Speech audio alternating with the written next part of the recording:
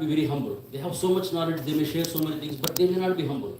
Sometimes people are very humble, but they may not be knowledgeable. Sometimes people have a lot of strength, a lot of energy to do things, but at the same time, they may not be soft at heart.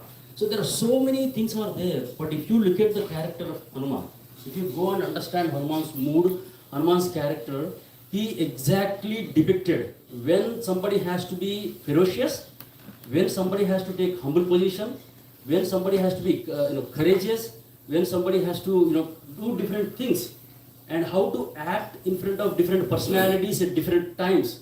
He exhibited all these beautiful qualities in the entire pastime of Sundarakanda. Hanuman exhibited all these qualities very beautifully. That's the reason Hanuman is known as Sundara. That's another reason in the internal beauty of Hanuman, right?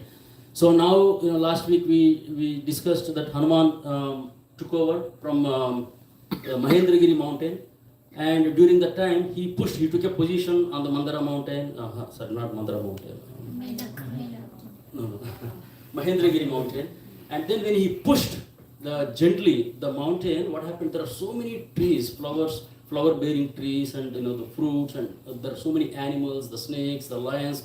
All these animals, they came out, they started roaring because of the push of Hanuman. He was extremely powerful, very, very huge, gigantic shape he took, gigantic form Hanuman took to leap over the ocean, which is 100 yojanas. 100 yojanas means about 800 miles he has to go, to travel, to reach Lanka, right? And then, because of the push, all the trees, there are so many trees, flower trees, they just popped out of the mountain because of the push that was because of the force. And at one point, as he pushed, the entire body of Hanuman was full of flowers. It was appearing like it was a flower mountain flying, flying over the ocean. And the trees also came out of the mountain, and after going certain distance, they were falling down. So the flowers were falling down, the trees were falling down. It appeared that when somebody is going on a mission, so a lot of relatives, close friends, they also go to certain distance, right? When we go to friend's house for a dinner or invitation, after everything is done, the friend's family, they also come out all the way to the car, and we have another session for half an hour discussing their stories. That's all we do. Similarly, it appeared that all the trees, all the flowers, the branches, everything, they are giving send-off to Hanuman. That's how it appeared when they see the situation. Right? And then the first thing that happened was there was a beautiful mountain, golden mountain called Mainaka, which popped up, which came out of the ocean. And the intention was very nice. Mainaka offered some hospitality to Hanuman. Said, you are going on a long mission, why don't you please take some rest, eat some fruits or vegetables and things like that, and then you can go on your mission. And Hanuman said, sorry, I am on a mission to Lord Ram. My main focus is to accomplish that first. That's what I want to do. Rest, everything is later. On the way back I can come, but right now I cannot do this. But at the same time, he wanted to honor Mainaka's request also. So he just gently touched the Mainaka mountain, and then again he continued his journey. So that's where we stopped. So that was one of the obstacles, so-called obstacles on our path to devotion. It's also an obstacle, it's also a lesson for all of us, because there was no ill intention from Mainaka. It was out of, after all, Mainaka wanted to help Hanuman take some rest. It's like our well-wishers, our families, our friends, they could be on the path of devotion, on the path of bhakti. Sometimes we do get these pulls, they try to pull down from our path. Again, it's out of love and affection only. So we don't have to be harsh on them, we have to understand their mood, but at the same time we don't have to honor them also. So then slowly move on with our journey, our ultimate journey to Lord Ram. So now Hanuman is flying over the sky, and as he was flying, then all the demigods, headed by Indra is the master of all the demigods, they were thinking that, okay, Hanuman, we understand the power of Hanuman, it's very, very powerful, that's nice, but to accomplish this wonderful mission, it's not only Shakti, one has to need Buddhi also. Intelligence, Yukti is also needed, not only Shakti, but Yukti is also very, very important in this case. One has to be extremely intelligent and smart to get these things done. So they wanted to test Hanuman's Yukti. Now they know the Hanuman's Shakti, right? But now they want to test Hanuman's Yukti, how intelligent Hanuman is to deal with this situation. So now, under the ocean, there are Nagas, and they go in the Lord Indra goes to Nagapatni and he requests. So now Hanuman is going on a mission. Now let's test his intelligence, how intelligent Hanuman is. So then they request her. At that point, she disguises herself as a demon. And she opens her mouth and Hanuman is flying. And then when Hanuman looks at this personality, and this personality says, "Oh Vanara, you are going somewhere.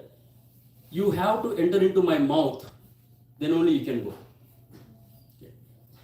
So if you look at the statement, her name is Surasa. Okay. The personality's name is Surasa. He came in the form of a demoness, right? So if the person is a Rakshasa or a demon, if the person has an ill intention to kill Hanuman or to eat Hanuman, right? To swallow Hanuman, what would she say? What would he say? They directly try to attack Hanuman or they try to catch him and put him in his mouth, right? But here, Surasa is saying, you enter into my mouth and then go. So then Hanuman started thinking, how is that possible? If she's really a demon, she could have fought with me, she could have grabbed me, but she's telling just enter. Why would I generally enter into somebody's mouth and come out? So then he started thinking in that direction. Then he thought, okay, then he wanted to use his intelligence. Instead of fighting at that point, see, this is the lesson. We don't have to fight always. Sometimes we have to use our intelligence. Sometimes we have to take a humble position. Sometimes we have to hold the neck. That's how it is. So Hanuman thinking, there is no point fighting in this. There is no need to fight also. She's asking me to go into her mouth. So then he humbly says that, Surasa, I am going on a mission. I will come back. Don't worry, I will come back. But Surasa says, no. You have to enter into my mouth and then go if you want. Then Hanuman says that, okay, so I am so huge, and your mouth is so small. Because he became giant, before leaping from the mountain, Mahendragiri, right? Now he says, I am so giant and huge, and your mouth is so small. How can I enter into your mouth? How is that possible? Then Surasa says, okay, if that is the case, I will expand myself. Then Surasa expands herself and she becomes like 10 yojana star, like large mouth and bigger than Hanuman size. Then by looking at it, Hanuman says that, okay, since you increased your mouth, I will increase myself. Then he also increases his size. So then he becomes 15 yojanas. 15 yojanas means about 120 miles. So he increases his size. Like that, there was a competition between Surasa and Hanuman. So at one point, Hanuman thinks, this is not going anywhere. So now I have to be extremely careful. And then within a fraction, he becomes Angushta Matra. Angushta Matra means the size of a thumb. Which Surasa never expected this from Hanuman. Because he was growing, both are growing each side. And then all of a sudden, Hanuman becomes size of a thumb. Immediately he goes inside Surasa's mouth, he enters into her body. And by the time she realizes, he scratches her throat and comes out. They say, so I fulfilled your desire. So you wanted me to go inside, I went inside and came out. So then by understanding, Surasa's, understanding Hanuman's yukti, the intelligence, she really glorifies Hanuman. She says that, Hanuman, you are very brave. Not only you are very brave, you are very, very intelligent. All the best to you. Our wishes, best wishes are there, blessings are there. So you please go continue. So, and here, this is another lesson for all of us as a sadhakas. So the first lesson for us was complacency. So sometimes we do get these comforts. We want to be complacent in bhakti. So Hanuman was teaching, don't be complacent in bhakti. So we have a mission. We have to move forward, because we are after so many lifetimes we are in this human body, millions of lifetimes. Like at least we should give one lifetime to Krishna, one lifetime. So never lose the focus on our path, never lose focus on our bhakti. No matter whatever obstacle comes, whether it is a comfort or whatever, we have to focus on our bhakti. So that was the first lesson, which is complacency. Mainaka was teaching complacency, and here Surasa was teaching competency, nature of competence. So even on devotional path, we want to serve, but we have the competing mode. Competition is good in one sense, meaning we want to serve more. We always definitely want to serve more.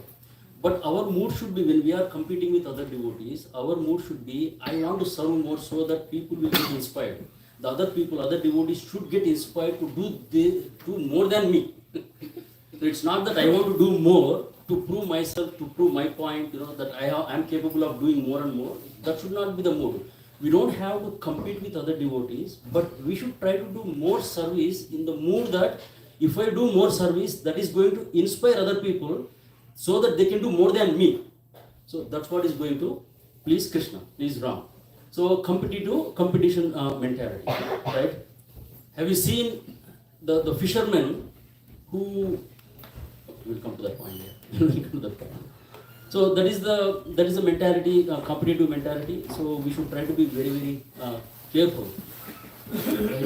So recently, during book distribution marathon, I was thinking about his pastime, right? So during the book distribution marathon, usually in November, December time frame, during Gita Jayanti, appearance of Gita, there is a book distribution marathon that goes on in entire world, right? ISKCON centers, they try to distribute as many books as possible, Prabhupada books as possible, they do that. So in Chowpatty, one of the temples in India, there Radhanath Swami Maharaj was leading the temple. And usually Maharaj inspires all the devotees in Chowpatty temple to distribute more books. Every year, he comes and gives a speech, a talk, brief talk, so that devotees get inspired to distribute more books. And Radhanath Maharaj's mood is never to compete with other temples. You should go and do more books than Juhu temple, or you should distribute more books than other temples. We want to be number one. That was not Maharaj's mood. But he always encourages people to distribute more books. That was his mood. But that particular day, this particular year, Gopal Krishna Goswami Maharaj was there, and Sachinandan Maharaj was there, and they all spoke briefly to encourage all the devotees that you should distribute more books. Gopal Krishna Maharaj came and explained, and he also encouraged devotees, Chowpatty devotees, to distribute more books. All these things happened. So when all these things happened, Radhanath Maharaj told all the disciples, the devotees in the congregation, he said, this time we have to become number one in book distribution. Then all the disciples got really, kind of confused. Maharaj never says like this. His mood is not to become number one. That was not his mood at all. But this year he's telling that we should become number one. We should beat other temples and become number one in book distribution. Then one of the devotees asked, Maharaj, please explain. Then Maharaj said that by distributing more books, Gopal Krishna Goswami Maharaj will be very, very pleased. Because Gopal Krishna Goswami Maharaj came and encouraged all of you as a pleasing service to him. If you distribute more books, the glory goes to Gopal Krishna Goswami Maharaj. We can tell the entire world that Gopal Krishna Maharaj came and encouraged all of you. That's the reason we are able to distribute more books this year. So he did not want to get credit. He did not want devotees to get credit, but he wanted another devotee to get the credit for this book distribution. So that is the mood we all have to imbibe. We can compete with other devotees in the service of Krishna, but in a positive way. Meaning, yes, I want to do more to inspire other devotees so that they can do more than me. So that's what pleases Krishna. So that's a lesson we can learn from Surasa. So now again, Hanuman on the journey. So he's flying high, and all of a sudden, he cannot move anywhere. He just stops. Just, complete stop, freeze. Like children play the game, like freeze means that means you cannot move anywhere, you cannot do anything. So Hanuman completely froze. He was not able to move anywhere, not even an inch, not even a centimeter. Then Hanuman was wondering, what happened? Why am I not able to move? He's very, very powerful, but he's not able to move anywhere. So then he looks around, and when he looks down, then he sees a demon called, the demon's name is Simhika. The demon's name is Simhika, the third picture from there. So Simhika then understands that there is some force which is pulling him down, which is not allowing him to move forward. So then he looks at this demon. Her name is Simhika. Simhika says that, oh Vanara, you cannot go anywhere. I am going to kill you today. You cannot go anywhere. So then Hanuman thinks, the first obstacle was Mainaka. It was okay because out of well wishes stopped. Second was, to test his intelligence. So it was very clear that he was asking, she was asking him to go into the mouth. He understood. But now this particular demon, it's very clear that she doesn't want to leave him. She really wants to have a fight with him. She wants to kill him. So this particular demon represents, Simhika represents envious nature of the living entity. So we can use any of conditionings, our conditionings in Krishna Bhakti, in devotion, we can use anger in Krishna's devotion. There is no problem. We can use many other conditionings we have in the service of Krishna. But the only one thing we cannot use in the service of Krishna is envy. Envy is something we cannot deal with it. We don't have a choice, but we have to kill it. We don't have a choice. We cannot say that, okay, I will deal with envy later, I will work on it later after some time in my life. No. If we want to progress in bhakti, we have to fight with envy, we have to kill envy. That's the only solution. There is no other way. So Hanuman looks at Simhika, understands that there is no other way, we cannot deal with this. So then he enters into the mouth of Simhika, and then he understands where the life force of Simhika is, and then he tears apart her heart and her, the lungs, and then he comes out, right? So now if you look at it, the nature of envy, you have seen fishermen, so many people, fishermen go into the ocean and they do fishing, right? So for different kinds of fish, they put a lid. They capture, they put a lid. But there is one type of sea animal, sea living entity, they don't have to put lid. What is that? Do you know? They don't put lid on it. They capture it, but they don't put lids. Crabs. Crab is the one. Why? They clearly know that for crabs, they don't have to put any lid because they are not going to go anywhere. Because the mentality of crab is that if one crab is going up, then there are 10 crabs to pull that crab down. It's very clear. Crabs know very well that if somebody is going up, somebody is trying to escape, no, we definitely have to pull down the other. So that's called crab mentality. So that's why, that's how, the fishermen don't have to put any lid on these crabs. So all of us have intrinsically, somewhere, in our unintentionally or unintentionally, we all have the nature of envy, right? So, we, because of the envious nature, we all can test ourselves, right? Some people may say that, no, I don't have envy. Prabhu, why are you saying I have envy? I am serving devotees, I am serving the Lord, I am coming to the temple, I am doing, wonderful services to everyone, I am friendly with everyone, I talk to everyone nicely.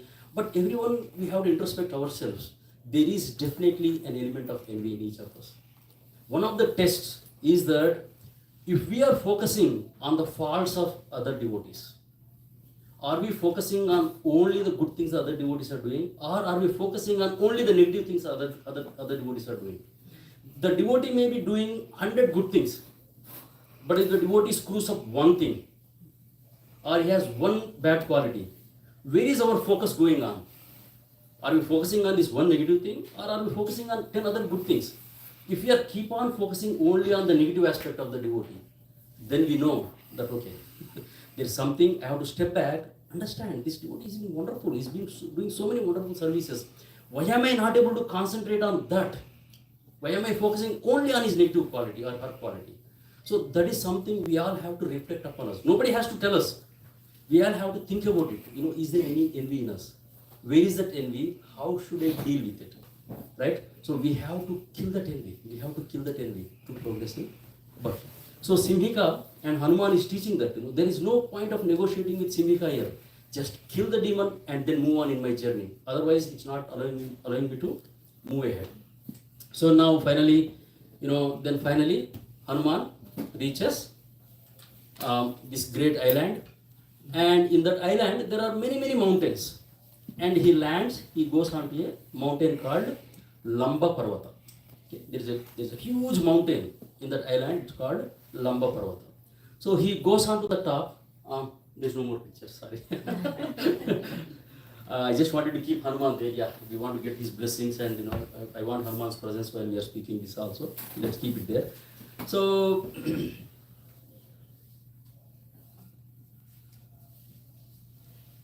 okay, sorry.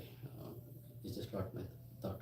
Okay, now Hanuman reaches his place, and he gets onto a huge mountain called Lamba Parvat.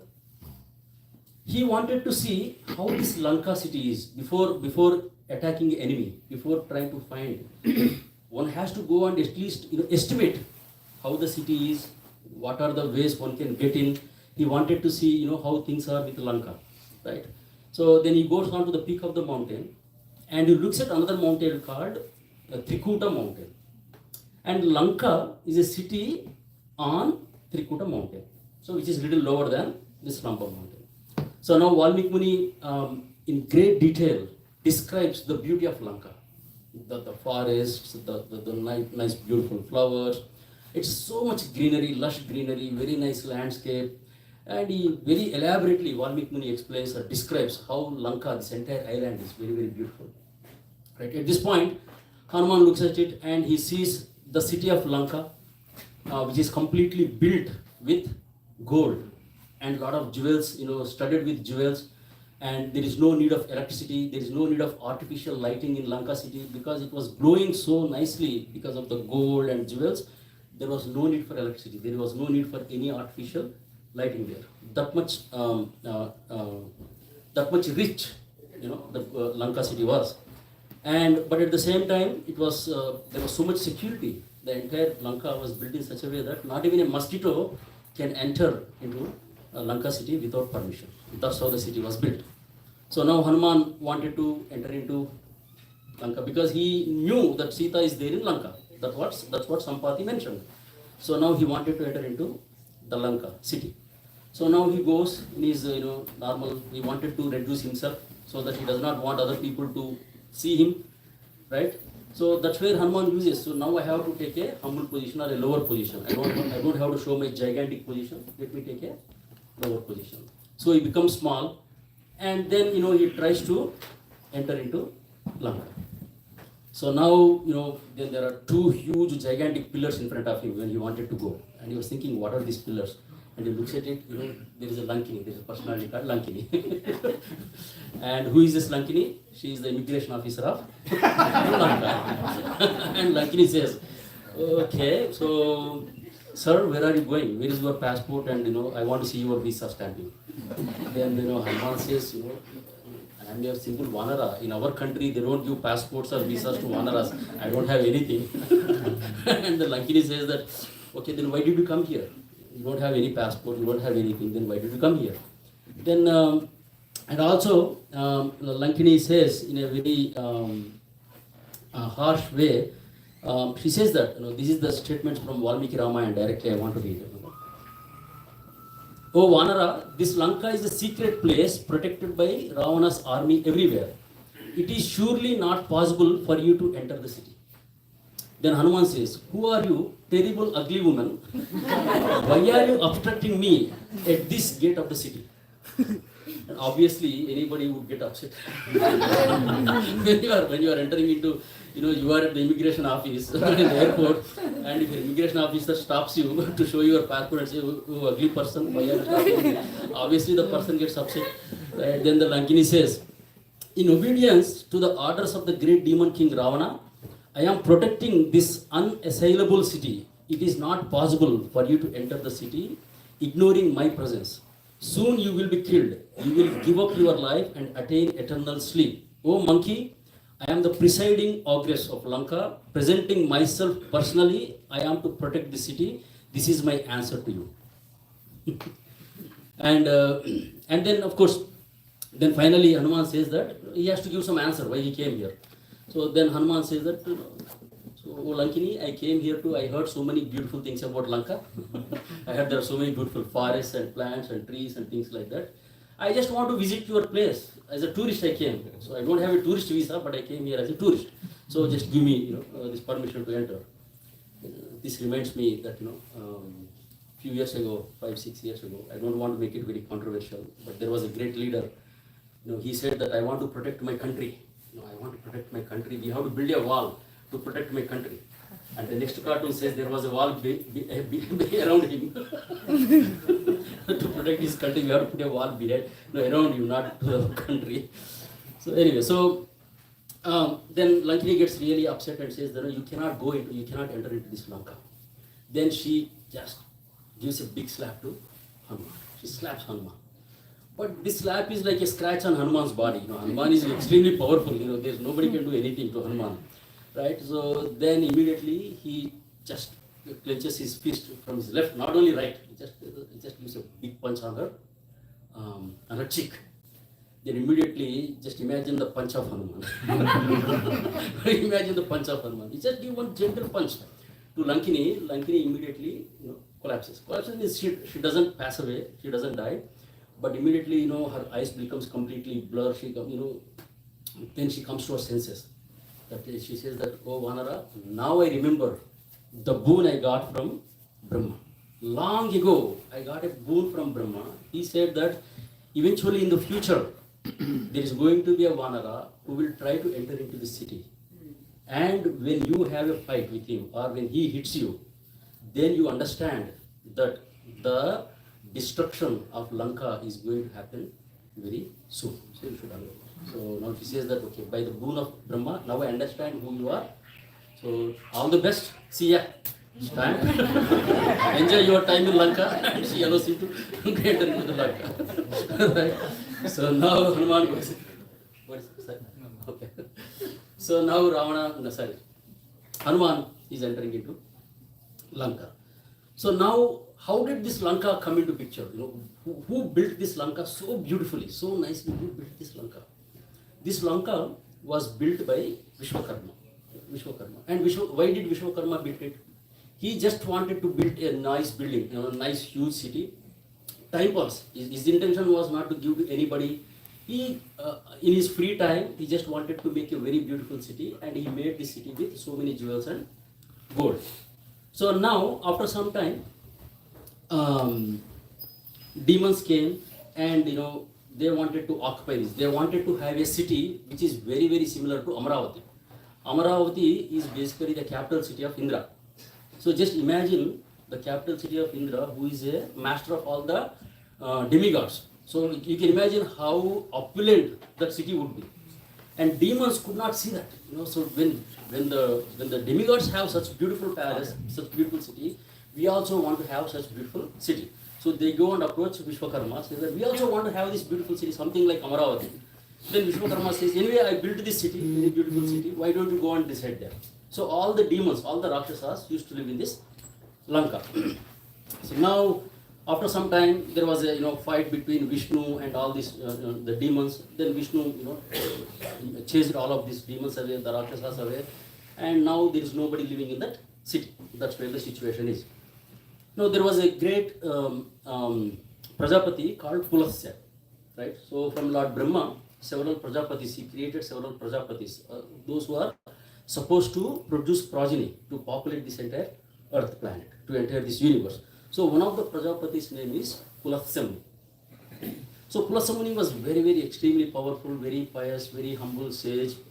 And then when he was at he was living in a hermitage, very beautiful hermitage. So in the olden days, even now when you go to some old small villages, it's very, very pleasant, lot of flowers, there is no artificiality, right? There is no all these, the dust, dirt, all these things are not, there is no contamination, very nice. Just imagine we are talking about thousands of years ago, right? Very beautiful hermitage, he was practicing his meditation, he was doing all these things. Then, but because the place was so beautiful, lot of Apsarasas, Gandharvas, they used to come and they used to play in this area. They used to have some nice time. They used to come on vacation. Vihara Yatra, it's called. Right? They come, they spend some time, they play in the waters, they do all these things.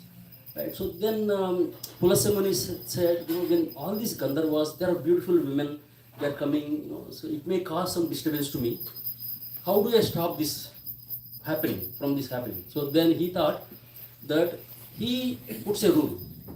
If anybody comes into this ashram, this area, intentionally or unintentionally, if they come across me, if they come in front of my sight, I am not going to see them intentionally, but if they come in front of me, if I happen to see them, then because of my Shakti, they will become pregnant. They get pregnancy. So at least hoping that by knowing this, at least women, nobody will enter into this area. That was the intention of Pulasya, right? Then he puts the rule. Then after that, nobody enters into that area. Especially women, the ladies, they do not enter into that area. But however, there is one sage, his name was Trinabandhu. Trinabandhu's daughter, she did not know this rule. Somehow she doesn't understand, nobody told her. She did not have a Facebook account at that time, so she was not following up on Facebook. So she did not know this rule, right? So she once came to this area, not knowing anything. And she's very, very beautiful. She looked at everywhere, and the entire area is very calm, and there is nobody, no other apsaras are there. She was wondering, why there is nobody? It always used to be busy area, but there is nobody. Right? Then, accidentally, she came across Pulasamani. Then, because of that, and Pulasamani just looks at her, and then she pays obeisances, and she leaves that place. By the time she goes home, then she gets the feeling of, she sees all the symptoms of pregnancy. Then she does not understand what happened. I did not do anything. I did not unite with any man. Why am I getting this pregnancy? Then Trinabandhu, with his power of meditation, he looks into his meditation and says that this is because of Pulasamani's power. So then he goes and requests, knowingly or unknowingly, my daughter made a mistake to enter into this place. Please shower your mercy. Now she is pregnant. You marry her. So then Pulasamani understands the situation, and then he marries Trinabandhu's daughter. So for Pulasamani and Trinabandhu's daughter, there was a wonderful son who was born as Vipravasu. Vishravasu, not Vishravasu. There was a wonderful son born of Pulasamani, is known as Vishravasu. So Vishravasu was another great personality, right? A very, very wonderful personality. And then eventually Vishravasu, he did so much sacrifice and meditation, and he gets a wonderful son called Kuvera. Okay, Kuvera. So now Kuvera does a lot of meditation, and he pleases Lord Brahma. I am just fast forwarding the story in the interest of time. So he does a lot of tapasya. He was a very, very wonderful gentleman. And you know who was Kuvera? Kuvera was known as the accountant of treasurer of all the devas. So he's very, very dharmic. Kuvera was very dharmic personality, very dharmic, very gentle, very nice. He did a lot of tapasya, and he pleases Lord Brahma. So Lord Brahma comes and says, what do you want? So then he says that, from north, south, east and west, for every direction, there is a Dikpalaka. Dikpalaka means basically Adhisthana Devata, the controller of each side. But for north, there is no one. Can you make me the Dikpalaka? So Brahma says, Tadastu, we can become the head of north side. And then also he says that, because he's very much pleased, Brahma gives Pushpaka Viman. It's a very, very celestial flight. Pushpaka Viman is a flight, very celestial, meaning it does not need any fuel, no need of gas. We don't have to buy gas for $3 a gallon, nothing like that. And also it operates at the mind level, meaning whoever is the owner of the Pushpaka Viman, if they are thinking something in the mind, they just have to think, I have to go to Chicago. Next moment you are in Chicago. It takes you. So that was the power of Pushpaka Viman, right? So the Pushpaka Viman was given to Kuvera. So then he said, you take leadership of North. So I thought everything is nice, fine, wonderful. So, and Kuvera was very dharmic. One lesson I was hearing that, when we want to give service to somebody, we do not have to see the external qualifications, whether that person knows accounting or not, whether that person knows this skill or not. We have to see if that person is dharmic, the person has integrity. When a person has integrity, when the person is dharmic, the accounting can be learned later on. That's okay. But if you give some important services to some people, just thinking the external considerations, that the person has a skill, but if they do not have integrity, if they do not have dharmikata, then they can screw up the entire thing. But other way, if a person is really nice, integrity, then the skill can be learned later. So the demigods gave this duty to Kuvera because he was very, very dharmic. So he's having this. Now there was a demon called Sumali. So now once Kuvera was traveling in his celestial airplane, Pushpaka Viman. It's very, very huge. It's mentioned that the length of Pushpaka Viman is 4 miles. It's half yojana. That's huge. And it's very, very beautiful. It's going in the sky. Then there was one demon, Sumali. He looks at this Pushpaka Viman and he thinks that I wish I also have it, or my daughter should have it, or my ancestors should have, not ancestors, my descendants should have this Pushpaka Viman. So then he understands that this came from, this is basically Visravasu's son, and then that's where this whole thing happened. And then he goes to Visravasu and says that I have a daughter, her name is Kaikasi. Okay? I have a daughter, and please marry my daughter, Kaikasi. His hope was that Kaikasi is a demon. Basically, they are from demon family, right? Rakshasa family. But if a Rakshasi marries a Brahmin who is the sage, very, very intelligent, the power of Brahmin and power of demons, they both together, they will combination of these two, they will have a very, very powerful son. That was the intention of Sumali. So he goes to Vishnavasu and says, he requests, please marry my daughter, right? And then he sends, Sumali sends his daughter Kaikasi to Vishnavasu. But the problem was that Kaikasi approaches Vishnavasu at a wrong time. He goes in front of Vishnavasu. Vishnavasu was in meditation, and then he goes, and she goes, and then she scratches with her feet. She started scratching the ground. When you can imagine, she wanted to get attention of Vishnavasu. So then Vishnavasu, comes out of his meditation and he looks at Kaikasi and understands her intention. But he says that, oh Kaikasi, I understand your intention. You want to unite with me. You want to have union with me. But this is wrong time. If we have union at this time, the children who are going to born for us, they are going to be extremely demoniac and dangerous. But then she insists, is there any way we can have children? Then Vishnavasu says that, okay, because you came at a wrong time, then they have a first child with 10 heads. With 10 heads, red blood eyes, and extremely, ferocious, very cruel. As soon as he was appearing, he makes so many noises.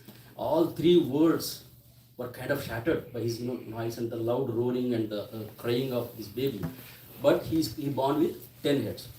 Then the grandfather of Pulatsa Muni names this child Dashagriva, because he has 10 heads. He will be known as Dashagriva. That's the name given to this 10-headed child. Then the second child is born. That second child is also very demoniac, because still the inauspicious moments are there. Still the auspicious time has not come. Right? The second child is born. That person is also demoniac. So he is known as Kumbhakarna. And then the third person is born. That's also demoniac, but that's a girl. So then her name was Shurpanaka. Then by this time, now they entered into some auspicious time. Okay? A better time, right? So then the fourth child that was born to Vishnavasu and Kaikasi was Vibhishana. Vibhishana was very, very dharmic, right? So now, as soon as these four kids were born, then Ravana and Kumbhakarna and Vibhishana, they all three did huge tapasya, tapasya for many, many thousands of years. They did tapasya, right? Then Lord Brahma appeared to Ravana first. And just, what do you want? So then Ravana, immediately, he is very clear what he wants. Right? He's very clear in his opinions. Right? He says that, grant me immortality. I should not be killed. I should live eternally. So then Brahma says, sorry buddy, I can't do this. I know you did tapasya for so long, but immortality, that's not something I can give. Everybody has to die. It's not possibility, is not there. Then Dashagriva wanted to trick Brahma. He says he names all the different species of living entities in the entire universe. He says that Gandharvas, Kinnaras, Kimpurushas, Yakshas, Rakshas. There's so many different, all the possible, whatever he knows, because he's very knowledgeable. Right? Ravana is extremely knowledgeable. He's very, he has a lot of Vedic knowledge also. He says that all these personalities, from all these personalities, I should not be killed. I cannot be killed. However, he says that he doesn't care about human beings. He says human beings are like, I don't care about them. Like, somebody is asking, like, I'm asking, like, I should not be hurt by ant. So, ant is like very, very insignificant for us.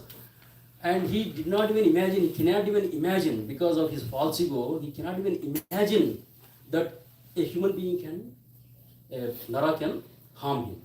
So he did not mention that, except this, grant me a boon that I should not be killed by anyone. So Brahma says, Tatasu. So Ravana is extremely happy. So now, he thinks that nobody can kill me. Now I am immortal. I tricked Brahma, now I got this boon. So he is happy. So now Kumbhakarna. So Kumbhakarna, Brahma appears to Kumbhakarna and asks, what do you want? Even before that, even before that, by looking at this, all the demigods come running. They came running to Brahma and says, Brahma, hold on, just hold on. You know who you are giving the boon to? This personality, he just woke up, he just went into the garden, he put like 15 or 20 ascetics, sages in his mouth as a breakfast. Just for time pass, like a snack, he grabbed some of them and put in his mouth as breakfast. Now you are going to give a boon to him. Just imagine what is going to happen if you grant any boon. So be careful what you are going to do. So then Brahma starts thinking, no. But Brahma is a demigod. He has to fulfill the if somebody asks, somebody is worshipping him, he has to come and fulfill the desire. So then, he was not sure what to do. Then he thought, okay, now we have to engage Saraswati somehow. So we have to trick Kumbhakarna. So then he invokes Saraswati. Saraswati, this is a situation. So you do something. Then Saraswati immediately jumps onto the tongue of Kumbhakarna. She resides there. So now Brahma asks Kumbhakarna, what do you want? Immediately Kumbhakarna says, no, I want Brahma, lot of sleep. Want to sleep. He says Tadasu. Without a second thought, without a second, Brahma says Tadasu before he changes his mind. Then Saraswati Devi left his tongue. Then, Kumbhakarna says, he turns to Ravana and says, brother, what did I ask for? Oh fool, you asked for sleep. Oh really, did I do that? Done. He went back to sleep. That was the position of Kumbhakarna. And then Surpanaka did not even do any tapasya, so she did not ask for anything. Then Vibhishan, it's a term for Vibhishan. Then Vibhishan asks for that. He says that under any circumstance, I want to follow religiosity. I want to follow dharma. Under any pressure, any situation, I want to follow dharma. Give me that rule. That Brahma says, Tathas.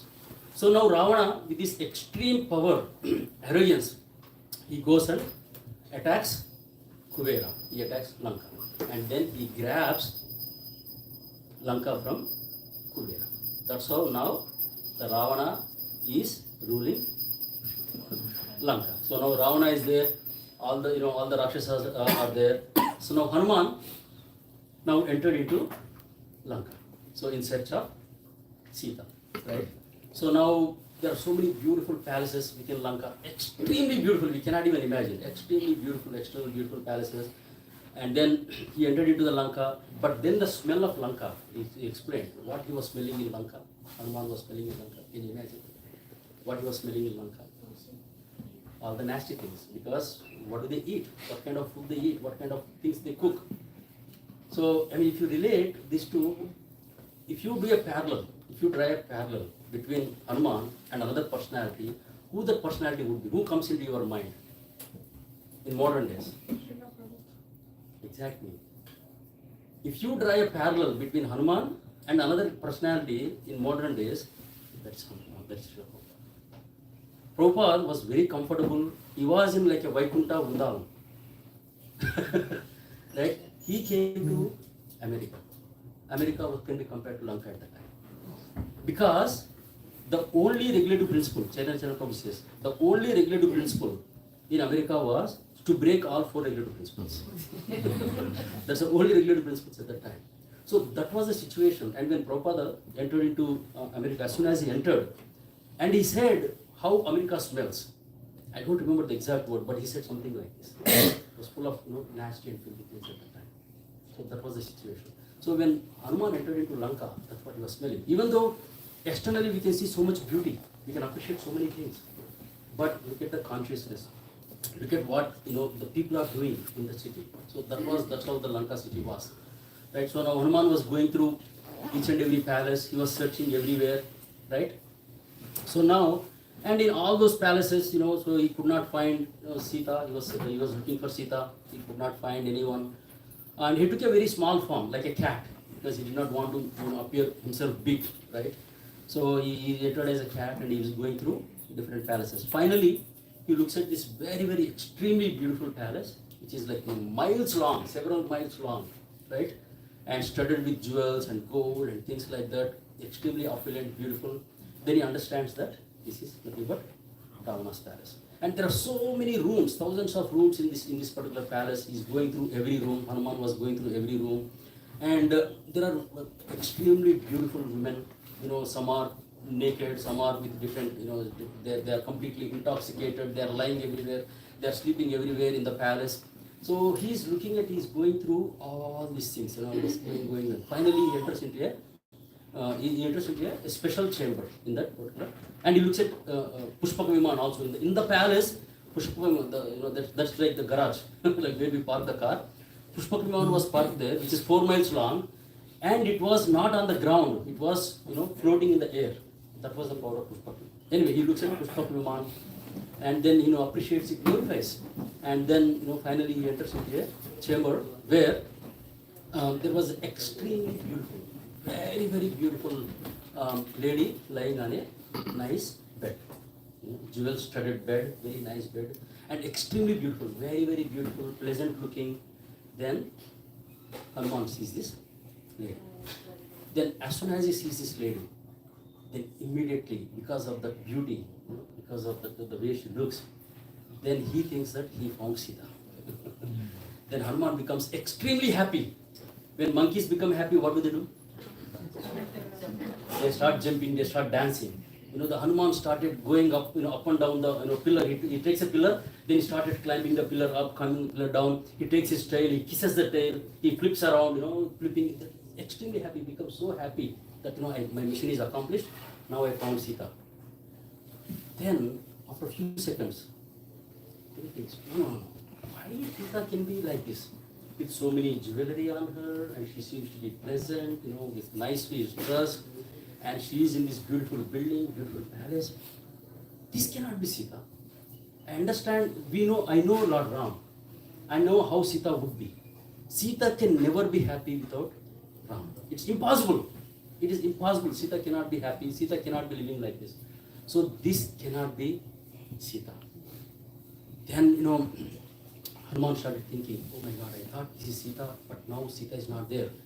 I searched pretty much entire Lanka city. And I searched entire, the palace of Ravana. And Sita is not, I don't see Sita. So now he started worrying about this. So now he started thinking, maybe my mission is failed.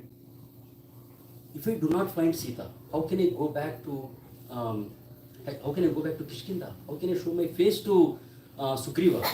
If I do not find Sita, if I go back and tell Ram, Lord Ram, my dear Ram, that I am not able to find Sita, what is going to happen? Lord Ram cannot take this news, and immediately he is going to leave his body. If Lord Ram leaves his body, who will leave the body immediately? Lakshmana. Lakshmana cannot even survive even for a second. Lakshmana will leave his body. See, Lakshmana is so much attached to Lord Ram. There was a beautiful pastime in Ramayana. Once Ram, Sita and Lakshman, they were walking in the forest, right?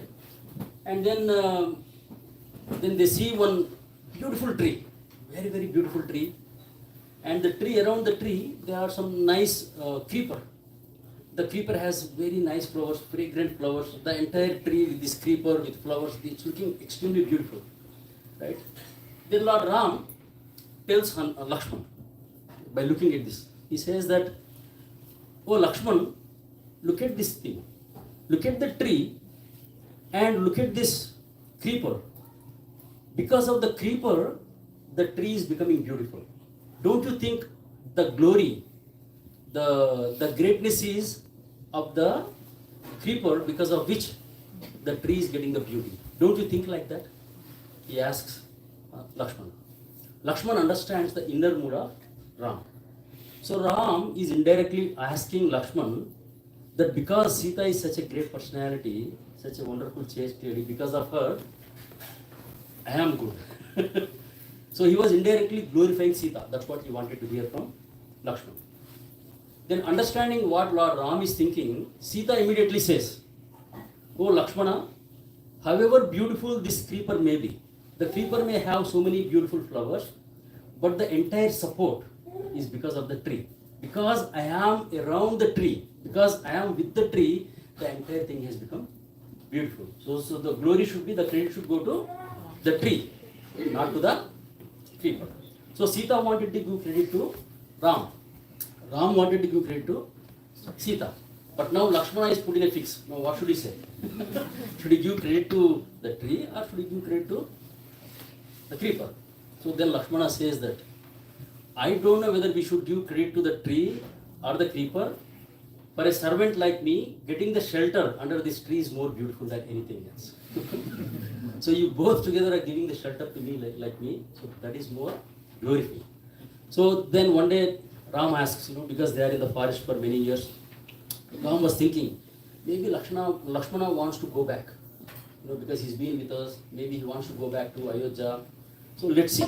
So then he proposes. He tells Lakshmana, "Oh Lakshmana, if you want to go back to Ayodhya, you go. I think you better go back to Ayodhya."